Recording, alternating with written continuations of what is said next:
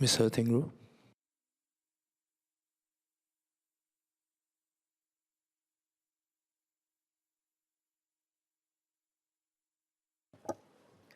Mr. Speaker, this budget comes at a time of extraordinary monetary wealth in our country. Singaporeans have seen much progress in the material aspects of their lives. Yet some continue to face significant economic changes, from blue-collar workers whose wages lack PMETs far more than in comparable countries, to young graduates who struggle to land first jobs due to offshoring and tightened MNC purses, and employees who care for loved ones. During the opening of Parliament, I spoke about the importance of us together and the role I hope to see us take as we move forward beyond early nationhood. I would like to expand on this today. Health is wealth. We must make Singapore a healthier society to live in, rather than simply a wealthier one. In previous budgets, I called for moving beyond GDP as our measure of success through dashboards with social development indicators of our social and sustainability goals, to ensuring that we also measure our resources beyond economic data, which can take the form of how we quantify our resilience and societal well-being. Today, I will focus on what I see as 3 pillars of a healthier Singapore society. First, measuring our demographics. Second, ensuring well-being in the time of the smartphone. Third, supporting environmental well-being. These are issues that underlie our day-to-day feelings of being in crowded trains and roads, as well as the happiness and flourishing of our children in a time of change. They are the lived reality of our fellow residents on this island, for whom the optimization of their humanity will mean little if it cannot lead to a healthier society. Mr. Speaker, in Chinese, 要了解新加坡人口限度其实很简单，只要在巅峰时段搭乘东北地铁线，感受一下列车上人挤人的滋味。在被其他乘客夹在中间的时候，很容易联想到我们的地铁线以及整个大众运输系统当年在策划的时候，预计服务的人口远低于今天眼前活生生的现实。这种情况下，不难理解为什么许多国人会问，国家是否即将超越人口极限？一辆拥挤的列车与一辆无可忍受的列车，不单是乘客人数，也是乘客是否相信列车有时间表和通行计划。既然执政党以690万作为人口计划参数，那就起码要给国人一个交代。人口计划中的限度到底是多少？全国各区的人口规划以及缓解人口变化冲击的实际方案到底是什么？大幅度的人口改变不仅抽象数据，总体经济效应或不仅是抽象数据，经济效应或不是文字游戏，它也会对一般人生活造成具体影响。On any weekday on the North East Line, the question about Singapore's population limits answers itself. And it is only human for people to ask, are we on the verge of crossing our population and demographic limits? The government last month said in response to Arjun MP Fadli Fauzi's question that while the off-quoted number of 6.9 million is still a relevant planning parameter for the 2030s, our population size, not limits, depend on demographic trends and social and economic needs. If 6.9 million is just a planning parameter, then the question Singaporeans living in high-density communities like Sengkang need to see answered is this. At that parameter, what precisely does our infrastructure plan to provide, and at what point does this provision start to cause discomfort? The government has said many times that we do not have a population target. Yet when we say that we will, quote, be significantly below 6.9 million by 2030, it fails to assuage concerns that residents have about what they can expect their daily lives would be like in 5, 10, or even more years from now. The instinct to avoid having conversations about our population limits may backfire. It is a visible uncertainty that may cause anxiety and actively dampen positive emotions. It is thus fair for Singaporeans to ask for greater clarity. The difference between a crowded train and an intolerable one is not just the number of passengers on it, but whether the passengers believe that the train they are on has a timetable and a plan. During January's Singapore Perspectives Conference, there was much talk about how immigration will keep our economy dynamic amidst persistently record-low TFR. We must learn from the mistakes of our past and be clear-eyed about the question of infrastructure sufficiency. To relieve concerns, would the government consider releasing population projections for each region as part of its URA plans? Research on perceived control in high-density environments finds that stress responses are less affected by the actual density of the environment, but more on whether people believe that the crowding itself is being managed. By releasing granular projections, the government has an opportunity to show our efforts to tackle crowding. This matters deeply to how we as residents of Singapore experience our daily lives. This will provide a clear picture of whether our region's infrastructure is or will be sufficient for comfort, and also help us advocate more meaningfully about urban-related well-being issues such as access to nature and blue spaces. Next, population and demographics are intertwined with our rising dependency ratio megatrend and its implications for care work. And what care has always required, whether within families, between bosses and workers, and across communities, is presence, trust, and reciprocity. It is not merely a resource to be allocated, but a relationship to be sustained. Yet our response is often to optimize, to identify the gap, design a handy scheme, and roll out a niftily named subsidy. Perhaps this works for transactional problems, but care is not transactional. When policy treats us as though it were, we risk ending up with technically correct solutions that quietly miss the point. We close every quantifiable gap in our care support initiatives, but still may widen what I would call a humanity gap. And this gap shows up in the distance between what our schemes try to provide and what the actual whole is that we humans feel. It shows up in the daughter whose disabled parents receive the home caregiving grant, but still feels completely alone. It shows up in the parent who receives new Life SG credits, but still feels really burnt out, trying to keep up with class WhatsApp chats and parent gateway notifications. It shows up in the employer who checks the flexible work arrangements box, but judges the employee for using it. Efficient policies may have unintended consequences on society. For instance, research published in the Journal of Development Economics in 2018 found that the Beijing vehicle license plate lottery system was associated with a 35% reduction in births in households of lottery participants and a 6% reduction in births across the entire city. I cite this to draw attention to how a society can respond to a policy because people are more complex than we can simulate. None of this takes away from the progress made on our caregiver support. The enhancement of parental leave last year was a meaningful step to recognize that caregiving is shared. But we still have work to do for an economy that supports employees who also do unpaid care work. The government must foster workplaces where workers do not feel like taking this leave would limit their careers or make them feel like difficult workers with scheduling problems. We must see workers as whole persons with obligations that extend beyond work. Given that many Singaporeans turn to hired live-in help to run our households and families, we must be responsible for their welfare, not just because treating them better will pragmatically improve their ability to perform their jobs, but because it is the right thing to do.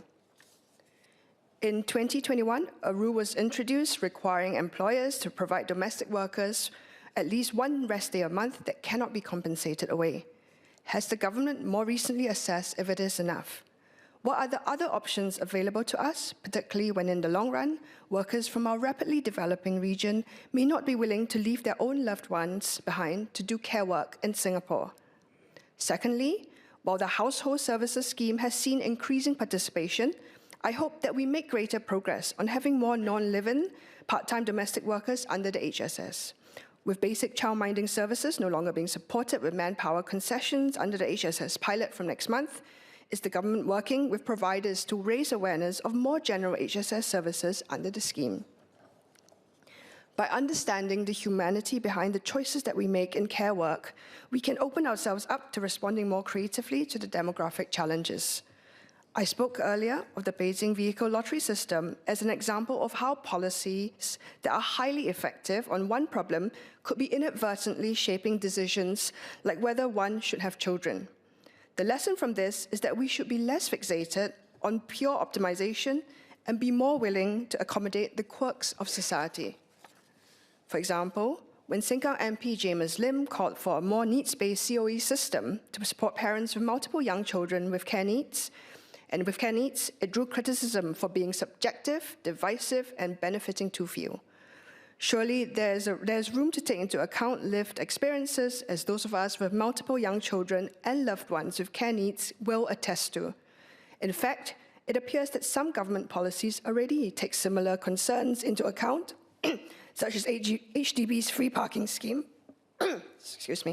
on Sundays and public holidays, which aims to promote social integration and stronger family ties.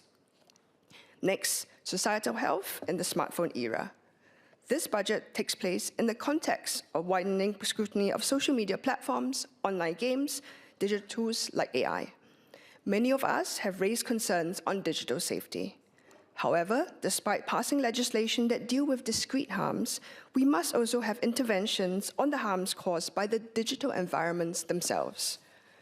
While we may not be interested in and can admirably resist all the myriad offerings big tech has for us, this does not mean that big tech ceases to be interested or invested in us. And the dangers of digital harms extends beyond our youth. A recent article in The Economist warned that older people too are seeing increases in smartphone addiction. Scientific evidence has emerged and tells us that children's brains in particular are not developed enough to handle these digital environments. As social psychologist Jonathan Haidt argues, unsupervised in-person, that is, offline play, has seen a huge decline, replaced by near limitless virtual social interaction. This is concerning, as in-person play develops critical social and coping skills. There has also been increasing concern about the plateauing of or even reversal of the Flynn effect, which states that younger generations score higher on IQ tests compared with the previous ones. And while the jury is out, and there is criticism of Haidt's argument that a digital childhood is the overwhelming cause for the youth mental illness epidemic, other jurisdictions are already proposing social media bans for children. Australia's laws came into effect in December last year, with countries like Spain, India, Denmark, Norway, Malaysia, and the UK announcing similar intentions. It is time for Singapore to take clearer, scientifically informed interventions to address these concerns. This should include setting up a select committee to study whether a ban is appropriate in parallel to the government's ongoing study and engagement with counterparts. While I will raise this issue in more detail in my MDDI COS cut, I believe this development has to be studied with public participation and visibility through select committee hearings like we did with fake news. Next, the impact of generative AI. This budget has seen the government announce wide-ranging support. However, while many Singaporeans see it as a way to replace mundane tasks, others worry about generative AI that risks taking away our culture, and yes, work, and what it means to be human. And not because AI is seen to be better than a human hand coming up with pantuns in a second, but because it is cheaper, faster, and often ruled by models and scripts that we have no access to and thus have no say in. Many also worry about the impact of AI on our society's valuation of human creativity and consciousness. 43% of respondents to a Milieu Insight survey from last year were concerned that the extensive use of AI in their daily lives might result in the loss of human touch. The government has a clear responsibility in technology regulation, financial backing, and its own adoption of such tools. And I raised two suggestions of how to mediate the societal impact of AI. First, at the top level, the new National AI Council must include representatives from the societal sectors that are at high risk of adverse effects from AI, rather than only boosting adoption via industrial AI missions. What seems to be absent are the input of social scientists and psychologists, also representatives from MCCY, given AI's shaping of the arts and influence on culture, as well as MOE, as AI rapidly changes the way that students learn and develop or not. Even as we harness AI for industrial transformation and economic progress, we should take a leaf from the UK's AI Council, which sat from 2019 to 2023. That council included members from industry, public sector, and academia, and focused on diverse areas from developing public confidence in AI to developing frameworks to deploy safe, fair, legal, and ethical data sharing. For our own AI Council, ensuring formalized input from ministries dealing with diverse groups also means that the conversation will also include the important factors of what our shared humanity means in the true spirit of us together. Second, our education system must constantly incorporate the latest findings on the impact that AI has on learning. While various MOE frameworks are in place, a study last year by MIT Media Lab found that over-reliance on AI may reduce functional brain connectivity and memory recall. This will be even more marked in the developing child's brain, characterized by higher neuroplasticity and its still underdeveloped prefrontal cortex. The skills degradation argument was also cited in the Safe and Responsible Use of AI in Classrooms manual recently introduced in the UAE, which includes provisions for Gen AI use only in settings where direct teacher oversight is available. Sir, my final area today is the need for us to be committed to environmental well-being. It is commendable that we have set an ambitious goal of ensuring that all households are within a 10-minute walk from a park by 2030. But as a small city-state with an ever-growing population and few places to go, we should also be extending this goal to ensure greater access to blue spaces such as seas and lakes. Aside from widely accepted benefits of being in contact with nature in the form of greenery, numerous studies have also found that living near blue spaces positively influence mental restoration among adults and is something which we should work on. We must increase the quality of engagement with nature conservation groups. While such groups are now sometimes consulted ahead of development work, feedback is that this engagement can sometimes feel like a one-way information process rather than a deep consultation or even a negotiation where concessions are made. As called for in the 2024 Singapore Terrestrial Conservation Plan, the government should establish clear legal boundaries for protected nature areas and protect the few remaining habitats that we have, which are absolutely key for both planetary and societal health. To conclude, as we move on in our society's continued evolution, we have to be more willing to relook our previous reflexes, which cite costs or economic reasons as trade-offs that we cannot accept, when the alternative is a deterioration in the health of our society. And we must confront not just fiscal costs, but also human costs. They are the costs borne by the caregiver with no one to relieve her, the costs for the child plagued by intrusive thoughts and heart palpitations because the digital world does not switch off, the costs borne by the resident who helplessly watches as the last wild space in their neighborhood disappears. These are real costs, but they simply do not appear on any balance sheet nor measure of GDP. Mr. Speaker, I thus hope that as we chart our path as we are together, we continue to work to make Singapore a healthier society, a healthier home, and not simply a wealthier one. Wealth without health is a house that is not a home.